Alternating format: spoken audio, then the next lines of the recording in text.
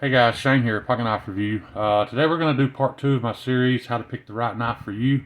Part 1 we went over locking mechanisms. Today we're going to go over deployment methods. So I'm going to start with the old school, tried and true thumb nick or nail nick. You see that line, that little fuller cut right there, and this little slip joint knife, that's what it's made for.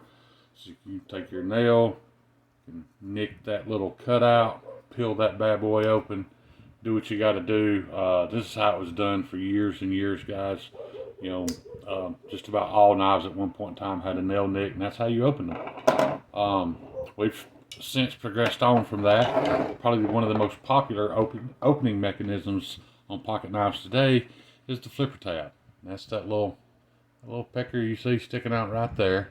This is just simply a fulcrum, guys. This is actually part of the blade. It's on the opposite side of the pivot. And with a knife with a good detent ball that holds the knife shut, whenever you apply enough pressure on this flipper tab to overcome that detent, the blade flies out. Almost looks like, almost looks like it's spring assisted or a switchblade, but it's not. But it literally deploys just as fast.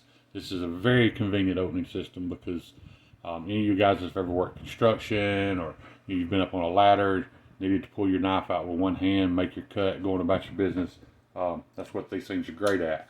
I've probably owned more flipper knives than I have anything. They're great for me because of my beat up hands. They don't work so great anymore. I can almost always operate a flipper tab knife. So that's the flipper. Next up, another very popular opening mechanism is the thumb stud. You can see this little nubbin right here sticking out of the blades on both sides. Sometimes they're only on one side. For knife companies that don't like left-handed people, but left-handed people are weird anyway. Just quit that. Be right-handed, and the world will be easier.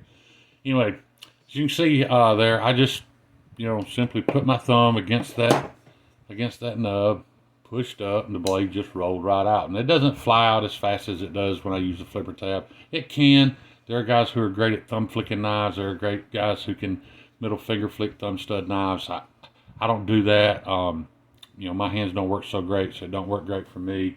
But that is the thumb stud knife. So, moving on. Several years ago, this guy named Ernest Emerson came up with a new way of deploying a pocket knife. And to the best of my knowledge, it's still the fastest way of deploying a blade, even faster than a switchblade. Because when you pull a switchblade, you have to take it out of your pocket, you have to locate the button, mash it, blade fires out. However, Ernie Emerson came up with this, what he calls the wave. It's this little hook right here. What this does when the knife is in your pocket, when you go to take it out, as you're dragging the knife out of your pocket, this wave catches on the hem of your pants. And if you pull the knife out with a little authority, it will actually sling that blade open. So as soon as the knife comes out of your pocket, the blade is deployed. Most people don't need that. A lot of people don't like the wave feature. I've heard of a lot of people being cut very badly using the wave feature. I don't know how that happens. I haven't used this knife much. This is just a cheap Kershaw collaboration with Emerson. So I don't carry it much. I never carried it much. This knife did cut me worse than any knife I've ever owned. But anyway, that's the wave feature. It also comes with a thumb disc. Guys, this is just a whole lot like a thumb stud. It works in the exact same way. If you don't want to scare people whipping your knife out with the wave feature, you can use the disc to just slow roll it open and make your cuts, do what you got to do. Another very popular opening mechanism that isn't legal in every state is the automatic. Guys, if automatics aren't legal where you live, go onto kniferights.org, become a member, support those guys.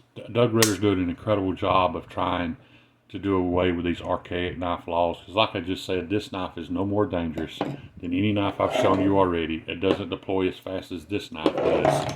There's no reason for this to be illegal. It is extremely convenient because it doesn't require hardly any effort on your part. You just simply mash the button, knife flies out every time, it's good to go. This is called many different things. It's I call it an automatic, an outside automatic. They're out the front automatics. I don't have any of those right now because I don't like them. I just don't care for them. I don't care for their blade geometry. But anyway, some people call this a switchblade. Call it what you want, but it's an automatic knife. Unfortunately, it's still illegal in some states to carry.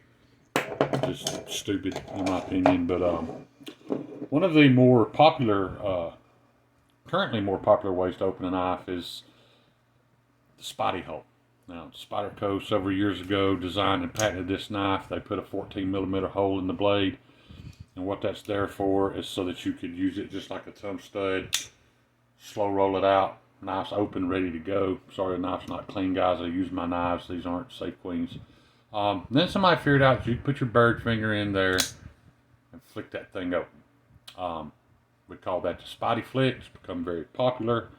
Lots of knives have since used this somewhat of the same technology. The 14mm hole in the blade, actually I think it's any size, perfectly round hole in the blade, is copyrighted by Spyderco or patented, whichever. I don't know the difference between those two, but you're starting to see a lot of holes in knives just because guys really love to spotty flick. So that is also an opening method right there. Next up is one that I thoroughly dislike. I wish it would go away. A lot of people love it, and that's okay. But that's the top flipper slash front flipper. As you can see, the blade is right there in the handle. You've got this knurled part on top.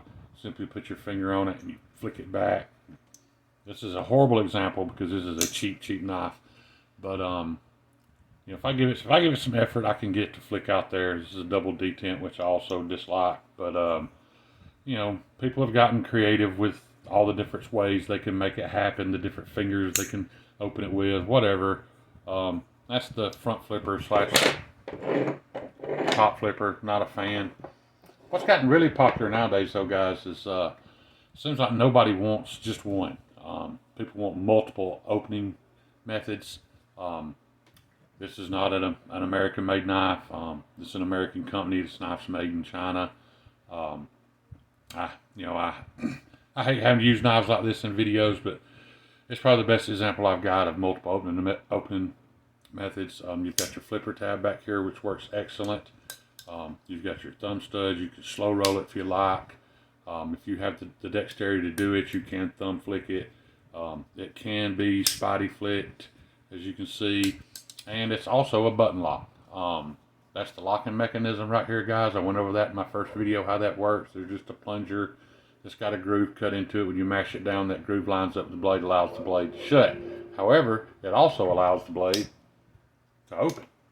You can actually use the button lock in either direction. You can flip it open, you can flick it shut. That's the Orion Solaris, by the way. We're all getting a little spoiled. One good opening mechanism is not good enough for us anymore, so we've gotten into multiple opening deployment options, and that's fine, I guess. It sells more knives. It sells more knives than what we need. We already own more knives than what we need. But that's all I got for you today. I'm sure there's something out there that I missed. There's probably some very small custom knives out there that are have some other crazy deployment method, but those are probably the most popular ones that I can think of at the moment. So that's all I got for you guys today. You guys know I appreciate any amount of time y'all spend with me. Peace. Love y'all.